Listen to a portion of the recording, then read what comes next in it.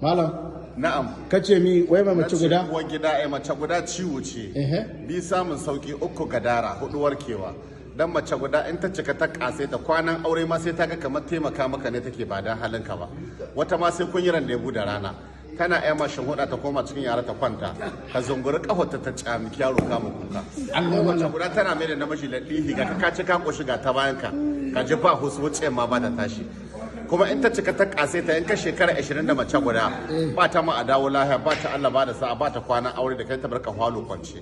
Ko sai ta sati da kalar dara guda kake kwana kalar kwano guda take baka abinci. Kuma in ta ga horta ma ɗiyan take aikowa ku je baban naji motsin baban kwazo ku dauki abinci ku kai mashi.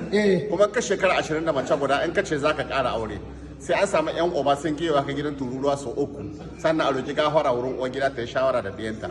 Baban kwazo da mummunan magana ana zama na hana so ka jaraba cikin gida a zaman.